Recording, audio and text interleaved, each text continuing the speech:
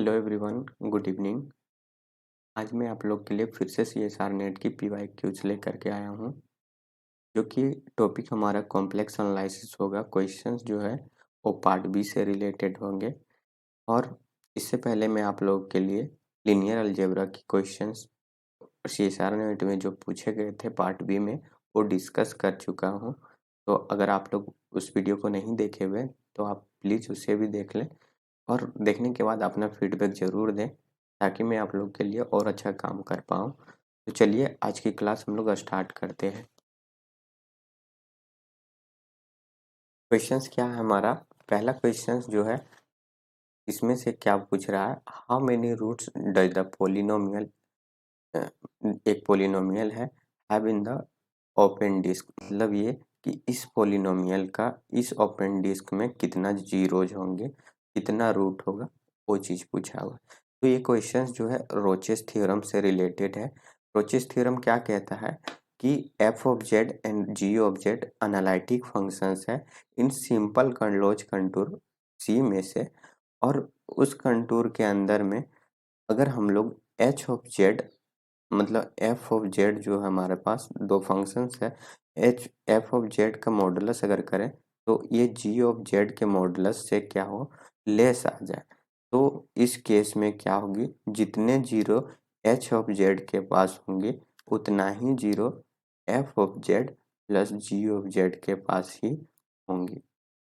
ये हमारा रोचेस थ्योरम का स्टेटमेंट कहता है। तो इस पोलिनोमियल को हम लोग क्या करते हैं, एक function h of z is equal to let कर लेते हैं।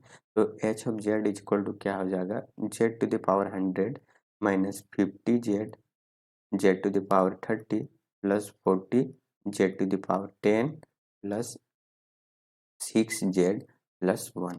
अब इस पोलिनोमियल में से हम लोग को फंक्शन ऐसा सेलेक्ट करना है कि जी ऑफ जेड जो हो वो उसका मॉडुलस ग्रेटर आए H of f of z से। तो अगर हम और हमारे पास डिस्क जो है वो यूनिट डिस्क दिया हुआ है, अगर हमारे पास इस तरह से डिस्क दिया हो जो कि लेस देन हो 1 से, तो हम लोग कंसीडर उस फंक्शंस को करेंगे जी ऑफ जेड सेलेक्ट करना जिसका कोफिशिएंट जो है वो मैक्सिमम हो।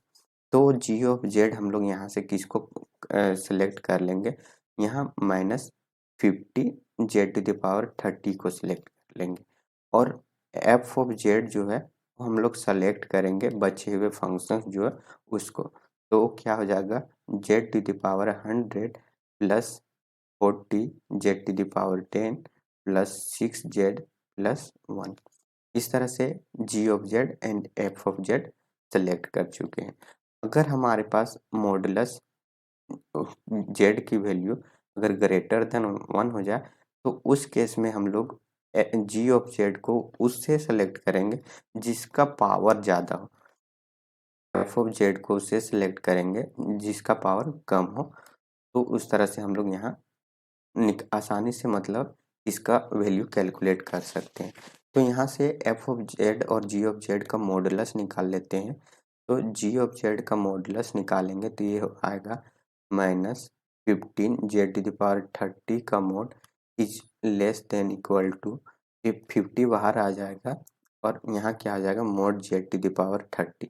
मोड जेड की वैल्यू यहाँ से 1 आएगी मैक्सिमम वैल्यू, तो वो हम लोग लिखेंगे क्या हो जाएगा 50 इंटू 1 इज इक्वल टू यहाँ से क्या आ जाएगा 50 आ जाएगा।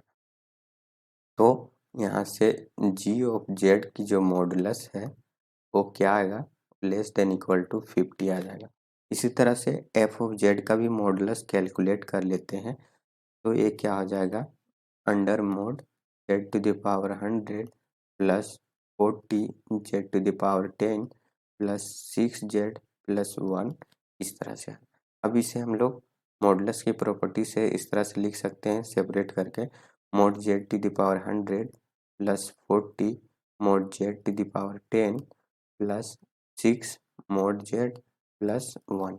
अब mod z to the power 100 की वैल्यू यहाँ, मोड जेड की वैल्यू यहाँ मैक्सिमम वैल्यू अगर हम लोग 1 रखते हैं तो क्या आ जाएगा, ये 1 to the power 100 plus 40 1 to the power 10 plus 6 mod 6 into 1 plus 1, तो यहाँ से क्या आ जाएगा 1 plus 40 plus 6 plus 1 equal to यहाँ से 48 आ जाएगा। मतलब एफ ऑफ जेड की जो मोड है वो लेस देन इक्वल टू होगा 48 से। तो यहाँ हम लोग देख सकते हैं कि एफ ऑफ जेड जो है इसका मोड लेस देन है जी ऑफ जेड की मोड से। तो ये रोचेस थ्योरम की एक कंडीशन सेटिस्फाई कर गए कि एफ ऑफ जेड जो होगा वो लेस देन होगा जी ऑफ जेड से। तो जितने जीरो जी ऑफ जेड के पास होंगे, जी ऑफ जेड के पास जीरोज कितने हैं, यहाँ 30 जीरोज है, क्योंकि maximum power g of z के पास 30 है, इसलिए इसके पास जीरोज 30 होंगे। अब यहाँ g of z plus f of z is equal to क्या है, हमारा पोलिनोमियल है एच ऑफ जेड, तो इसके पास भी कितने जीरोज होंगे, तो इसके पास भी हमें 30 जीरो ही मिलेंगे यूनिट डिस्क 1 के अंदर में। इस डिस्क के अंदर में हमें क्या मिलेगी, 30 जीरो मिले। तो अब हम लोग ऑप्शन देखते हैं कि क्या कहता है। फर्स्ट ऑप्शन में आंसर 100 है, तो ये इनकरेक्ट आंसर होगी। सेकेंड भी इनकरेक्ट है, थर्ड में हमारा 30 है, तो थर्ड हमारा करेक्ट हो जाएगा, और फोर्थ इसी तरह से फॉल्स होगी। तो इस क्वेश्चन का थर्ड ऑप्शन करेक्ट है एंड बाकी का ऑप्शन रॉन्ग है। तो चलिए नेक्स्ट क्वेश्चन देखते हैं क्या कहता है। नेक्स्ट क्वेश्चन ये है हमारा, क्या बोल रहा है, एक फंक्शंस दिया हुआ है, let f be a meromorphic function on an open set containing the unit circle C, circle एक है सी एंड इट्स इंटीरियर, और उसके इंटीरियर पर भी बात कर रहा है। Suppose that f has no zero and no pole in C, मतलब जो सर्कल की बाउंड्री है उस पे ना ही जीरो है और ना ही कोई पोल है। And let n p and n naught denoted number of pole and number of zero inside C, circle C के अंदर में क्या है, एन पी जो है नंबर ऑफ पोल को डिनोट कर रहा है और n naught number of zeros को डिनोट कर रहा है। Then which one of the following is true, तो नीचे दिए गए स्टेटमेंट में से कौन सा ट्रू है। तो क्वेश्चंस क्या कहता है वो चीज़ मैं पहले आप लोग को एक्सप्लेन करता हूँ। क्वेश्चंस ये बोल रहा है कि एफ जेड कोई मेरोमॉर्फिक फंक्शंस है ओपन यूनिट डिस्क में, ये सी कोई डिस्क है जहाँ जेड इस तरह से है, मोड जेड की वैल्यू है और लेस देन इक्वल टू 1 है, मतलब सर्कल जो है वो हमारा ए गिवन है। यूनिट डिस्क का सर्कल है जो बाउंड्री को भी रख रहा है और इनसाइड एलिमेंट्स भी हैं, इसके इंटीरियर पॉइंट पर भी कुछ है। तो ये बता रहा है कि सर्कल की बाउंड्री पर ना ही जीरो है और ना ही पोल है, जो हमारा पोल है और जीरो है वो इनसाइड द बाउंड्री मिल रहा है, मतलब इंटीरियर पॉइंट पर एन नॉट जीरोज है मेरे पास और एन पी हमारे पास क्या है, ये पोल मिलेंगे, ए जीरोज हैं और ये हमारे पास पोल मिल जाएंगे फॉर द फंक्शंस एफ के लिए। तो हमें इसका वैल्यू बताना है। तो यहाँ हम लोग यूज करेंगे आर्गुमेंट प्रिंसिपल का। तो आर्गुमेंट प्रिंसिपल ये हमें बताता है कि अगर कोई एफ जेड मेरोमॉर्फिक फंक्शंस है और वो कुछ सिंगुलैरिटी रख रही है अपने क्लोज कंटूर सी पे, तो उसका अगर इंटीग्रेशंस हम लोग कैलकुलेट करें, मतलब 1/2 pi iota integration under c f dash z divided by f of z d z, तो इसका वैल्यू जो होगा वो क्या होगा, n naught minus n p, मतलब जितने नंबर ऑफ जीरोज होंगे फंक्शन एफ ऑफ जेड के पास माइनस नंबर ऑफ पोल, मतलब जितना जीरो होगा उसमें से पोल को माइनस कर देना है, तो वही इस इंटीग्रेशंस का वैल्यू हो जाएगा। ये हमें क्या कौन बताता है, आर्गुमेंट प्रिंसिपल बताता है। तो एक फंक्शंस हमारे पास गिवन है इस तरह से, डिनोमिनेटर में जो होते हैं वो हमारे फंक्शंस होते हैं, मतलब इसे हम लोग एक यहाँ एफ जो कि गिवन है, तो इसे हम लोग एक नया फंक्शंस मान लेते हैं जी ऑफ जेड, और जी ऑफ जेड का डेरिवेटिव ऊपर में गिवन है, मतलब जी डैश जेड, इस तरह से। तो यहाँ हम लोग साइड में फंक्शंस को लिख लेते हैं कि g dash z divided by g of z is equal to क्या है, तो यहाँ हमारे पास z f of z to the power का डेरिवेटिव है एंड यहाँ function z f of z. अब इसे हम लोग न्यूमरेटर वाले को डिफरेंशिएशंस कर देते हैं बाय चेन रूल से। तो यहाँ क्या हो जाएगा, अगर हम लोग जेड को छोड़ेंगे तो सेकेंड फंक्शंस का डेरिवेटिव करेंगे एफ डैश जेड और प्लस फर्स्ट को जो कि छोड़े हुए थे तो फर्स्ट का आप डेरिवेटिव कर देते हैं तो जेड का डेरिवेटिव 1 आ जाएगा और f of z as it is रहेगा और डिवाइडेड बाय डिनोमिनेटर में जो थी वो एज इट इज रहेगा।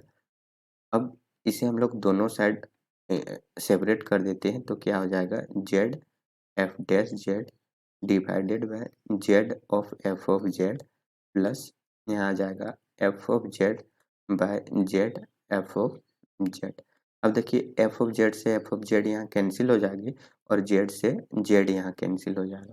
तो यहाँ क्या आ जाएगा, f dash z divided by f of z plus 1 by z और यहाँ क्या है, लेफ्ट साइड में g dash z divided by g of z. अब इसमें हम लोग इंटीग्रेशंस को इंट्रोड्यूस कर देते हैं तो integration under close contour C और यहाँ क्या हो जाएगा, g dash z divided by g of z and d z is equal to integration लिखेंगे f dash z divided by f of z plus 1 by z and d z. बाहर multiply क्या है 2 pi iota से भी कर देते हैं, यहाँ भी हो जाएगा 2 पाई आयोटा। अब देखिए नीचे का डेरिवेटिव ऊपर अवेलेबल है, यहाँ भी नीचे का डेरिवेटिव ऊपर अवेलेबल है तो डायरेक्ट फंक्शंस का वैल्यू हमारा क्या हो जाएगा, number of zeros minus number of pole. तो यहाँ एफ ऑफ जेड के पास कितने नंबर ऑफ जीरोज हैं, तो एन नोट हमारे पास नंबर ऑफ जीरोज हैं और एन पी यहाँ नंबर ऑफ पोल्स को डिनोट कर रहा है। तो यहाँ से हम लोग को क्या आ जाएगा, n naught minus n p और फिर प्लस में 1 बाय जेड। जेड के पास नंबर ऑफ जीरोज कितने हैं, तो जेड का पावर 1 है तो इसके पास क्या हो जाएगा, नंबर ऑफ जीरोज यहाँ 1 आ जाएगा तो प्लस 1। तो integrations 2 pi iota integrations under close contour C g dash z divided by g of z d z is equal to ए आ गई। अब इतना इक्वल टू वैल्यू जो कि हमारा ये है उसे हम लोग यहाँ रख देते हैं, क्या आ जाएगा 1 by 2 pi iota under close contour C z f of z का डेरिवेटिव हो जाएगा complete derivative divided by z f of z d z is equal to आएगा n naught minus n p plus 1 आ गया। तो देखिए options कौन सा करेक्ट है हमारा, तो फर्स्ट ऑप्शंस क्या है 1 बाई 2 पाई आएगा under close contour C z f of z का derivative divided by f of z d z is equal to n naught minus n p plus 1। मतलब फर्स्ट ऑप्शंस जो है वो हमारा correct है और बाकी का ऑप्शन जो है इनकरेक्ट है। तो इस तरह से इस क्वेश्चंस को हम लोग सॉल्व करेंगे। आई होप आप लोगों को समझ में आया होगा कि ये क्वेश्चंस क्या कह रहा था और ये इस थ्योरम से रिलेट कर रहा था। तो चलिए नेक्स्ट क्वेश्चंस अब हम लोग देखते हैं। नेक्स्ट क्वेश्चंस हमारा ये है, क्वेश्चंस क्या कह रहा है, let h is equal to z belongs to complex number और image of f is greater than 0। Image of f मतलब क्या है कि वाई की जो वैल्यू है वो ग्रेटर देन 0 होगा। X plus iota y is equal to z होता है और यहाँ देखिए आयोटा मल्टीप्लाई है वाई के साथ में, तो y जो है हमारा वो क्या है, ग्रेटर देन 0। ये हमारा एज सेट बता रहा है, डिनोट कर रहा है ये अपर हाफ प्लेन को और फंक्शंस डिफाइन है let f such that C to c be defined by f of z is equal to e to the power iota y which one of the following statement is true. तो इसमें से कौन सा statement true है ये पूछा हुआ। पहला स्टेटमेंट हमारा ये है कि एफ ऑफ एच का जो इमेज सेट है वो क्या है, सी माइनस 0 जा रहा है और f of H intersection H अगर करें तो उसमें काउंटेबल नंबर ऑफ पॉइंट आ रहे हैं और थर्ड में क्या कह रहा है कि एच का जो इमेज सेट है वो बाउंडेड है और फोर्थ में बोल रहा है कि एफ का जो इमेज सेट है एक कॉन्वेक्स सेट बना रहा है। तो चलिए हम लोग चेक करते हैं पहले एच सेट क्या है हमारा, ये है y is greater than equal to 0। एक हम लोग कॉम्प्लेक्स प्लेन ड्रॉ कर लेते हैं, ये एक्स एक्सिस हमारा है, ये वाई एक्सिस है, और ये अपर हाफ प्लेन हमारा होता है वाई से ग्रेटर देन वैल्यू। ये हमारा अपर हाफ प्लेन है जो कि एच सेट हमारा दिया हुआ था। अब ये सेट हमारे पास गिवन है। अब फंक्शंस जो डिफाइन है यहाँ f such that C to C में, और फंक्शंस जो है f of z is equal to e to the power iota z है। अब जेड की वैल्यू अगर हम लोग यहाँ लिखते हैं तो क्या आता है फंक्शन, देखिए x plus iota y is equal to यहाँ होगा e to the power iota x, और आयोटा को मल्टीप्लाई करेंगे तो आयोटा स्क्वायर होगा, और आयोटा स्क्वायर की वैल्यू -1 होता है, तो यहाँ माइनस वाई आ जाएगा। अब इसे हम लोग सेपरेट कर देते हैं तो क्या होगा e to the power iota x into e to the power -y. -Y को पहले लिख लेते हैं e to the power -y, और इसे हम लोग डिमोविस थ्योरम से इसे इस तरह से लिख सकते हैं cos x plus iota sine x. और ये फंक्शन जो है हमारा एक एंटायर फंक्शंस है पूरे फाइनाइट कॉम्प्लेक्स प्लेन पर। अब इसे हम लोग देख सकते हैं कि ए क्या है, इसे हम लोग अगर कैपिटल आर मान लेते हैं, और ये हमारा क्या होगा, ये अगर cos theta plus iota sine theta अगर है तो ये क्या है, ये हमारे पास एक इक्वेशंस आ गई। किसका इक्वेशन, ये हमारे पास पोलर फॉर्म ऑफ सर्कल की इक्वेशंस टाइप की आ गई। तो यहाँ से हम लोग एक सर्कल ड्रॉ कर लेंगे आर रेडियस का। तो यहाँ से हम लोग एक सर्कल ड्रॉ करते हैं फाइनाइट कॉम्प्लेक्स प्लेन पे।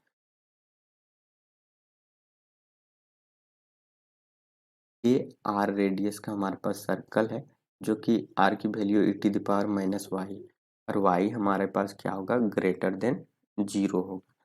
तो अगर हमारे पास y की वैल्यू ग्रेटर देन 0 होगा तो e to the power -y की वैल्यू क्या होगी, e to the power -y जो है हमेशा ग्रेटर देन होगा 0 से। तो अगर y का वैल्यू अगर हम लोग 1 ले लें, मतलब यहाँ हमारा जो लाइन आएगा डोमेन में y इज इक्वल टू अगर 1 ले लेते हैं तो रेंज सेट में r इज इक्वल टू क्या हो जाएगा हमारे पास, r इज इक्वल टू -1 हो जाएगा, और इतना इज इक्वल टू क्या आ जाएगा 1/e। तो 1/e जो सर्कल होगा इनसाइड द यूनिट डिस्क के अंदर लाई करेगा हमारा इस तरह से। और ये मैक्सिमम यहाँ से क्या हो सकते हैं, ये यूनिट डिस्क है हमारा, और ये अगर हम लोग y का वैल्यू 1 लेते हैं तो इस रेडियस का सर्कल हमें ये वाला मिलेगा e टू द पावर -1।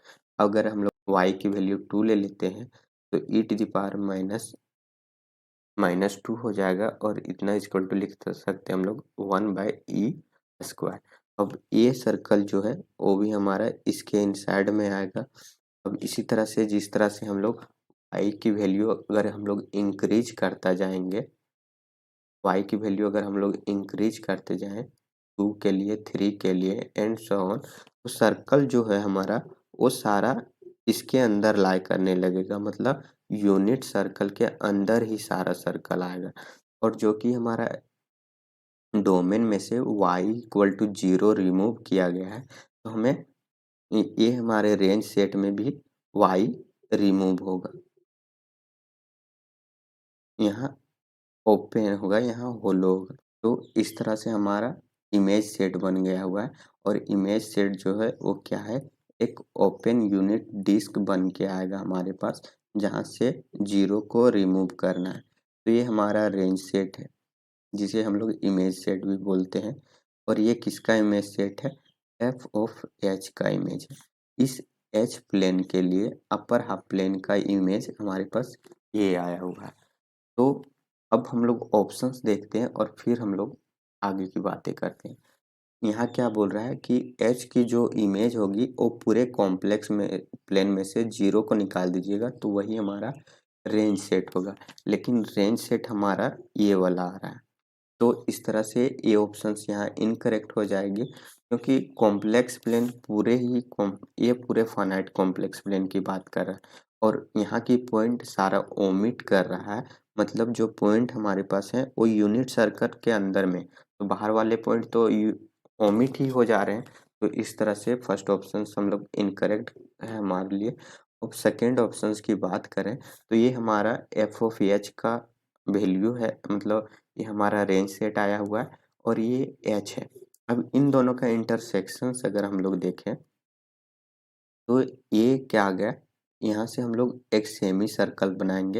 ये हमारा सेमी सर्कल है और इसके इनसाइड में और सारे सर्कल हमारे पास हैं और भी क्लोज में, जो कि पूरे इसे यूनिट डिस्क के अंदर में पूरे लैग करें। और ये हमारा एच प्लेन है पूरा। तो इन दोनों में से मतलब एफ ऑफ एच इंटरसेक्शन अगर एच करें तो ये वाली वैल्यू जो है हमारे, मैं कलर चेंज करके दिखा देता हूँ आप लोगों को। ये वाली जो वैल्यू है इनसाइड द यूनिट डिस्क, इसके अंदर यहाँ हमारे पास अनकाउंटेबल पॉइंट मिल जाएंगे ऐसे, जो इसके इंटरसेक्शन में लाई करेंगे। तो यहाँ से हमें क्या मिला, एक अनकाउंटेबल पॉइंट, अनकाउंटेबल पॉइंट हमें मिल गए। तो यहाँ क्या बोला हुआ है, काउंटेबल पॉइंट ही मिलेंगे। तो इस तरह से सेकेंड ऑप्शन यहाँ से फॉल्स हो गया। और थर्ड ऑप्शन में जो रेंज सेट हमारा आया है वो रेंज सेट ये आया हुआ है, mode Z is lying between 0 to 1 में से। तो ये हमारा क्या है, एक बाउंडेड सेट है। तो ये क्या होगा, हमारा करेक्ट आंसर होगा। और ये फोर्थ वाला बोल रहा है कि इमेज सेट जो है वो कॉन्वेक्स सबसेट होगा। तो कॉन्वेक्स सबसेट क्या होता है कि कोई भी हमारे पास सेट गिवन है और उस सेट में से अगर हम लोग 2 पॉइंट लेते हैं तो उन दोनों पॉइंट को ज्वाइन करने के लिए कोई भी आप एक लाइन लेकर के आए स्ट्रेट लाइन, तो वो उसे ज्वाइन कर देगा और वो लाइन जो होंगे वो इनसाइड द सेट होगा, उस सेट से बाहर नहीं जाएगा। तो यहाँ से अगर हम लोग ये कर दें, अब अगर हम लोग वाई एक्सिस पे 2 पॉइंट ले लें, यहाँ हम लोग यहाँ से हम लोग 2 पॉइंट ले लेते हैं वाई एक्सिस पे। अब इसे मिलाने के लिए भी हम लोग अगर वाई एक्सिस ही चूज करते हैं तो ये यहाँ जो हमारा ओरिजिन पे पॉइंट तो रिमूव किया हुआ है और ओरिजिन पे हमारा पॉइंट हो नहीं सकता है। तो यहाँ क्या हो जाएगा, वो आउटसाइड द सेट से बाहर पॉइंट हो जाएंगे, जिसके वजह से क्या हो जाएगा, ये कॉन्वेक्स सबसेट नहीं बनाएगा। तो इस तरह से ऑप्शन फोर्थ जो है वो फॉल्स है, थर्ड ऑप्शन हमारा करेक्ट है। तो ये सारे क्वेश्चंस थी जो अवर की मतलब दिसंबर की CSR नेट में पूछे गए हुए थे कॉम्प्लेक्स एनालिसिस से रिलेटेड, जो कि मैंने आज आप लोग को डिटेल में सॉल्यूशंस दिया हुआ है। अगर अगर इन सारे से अगर कोई क्वेरी रह जाती है इन सारे प्रॉब्लम में से, तो आप कमेंट बॉक्स में ज़रूर कमेंट करें, ताकि मैं उस प्रॉब्लम से रिलेटेड आप लोगों के लिए कुछ नए चीज़ लेकर के आऊँ और फिर से मैं उसको समझाने की कोशिश करूँ। अगर आप लोग को वीडियो अच्छी लगती है तो प्लीज़ लाइक शेयर सब्सक्राइब ज़रूर करें और कमेंट बॉक्स में अपना फीडबैक ज़रूर दें, ताकि मैं आप लोग के लिए और अच्छा काम कर पाऊँ। तो आज की क्लास हम लोग यहीं समाप्त करते हैं। Thank you for watching. अगर आप लोग को मेरे साथ प्रैक्टिस सेशंस ज्वाइन करनी है तो आप मेरे व्हाट्सएप ग्रुप में ज्वाइन हो सकते हो। मेरे व्हाट्सएप नंबर्स पे आप मैसेज करें ताकि मैं आप लोगों को व्हाट्सएप ग्रुप में ज्वाइन कर दूं। और जो भी प्रैक्टिस सेशंस की वीडियो की लिंक होंगी वो मैं व्हाट्सएप पे शेयर कर दूंगा, ताकि आपको उसका बेनिफिट मिल पाए प्रैक्टिस सेशंस के लिए। तो चलिए आज की सेशन हम लोग यहीं समाप्त करते हैं। Thank you so much for joining.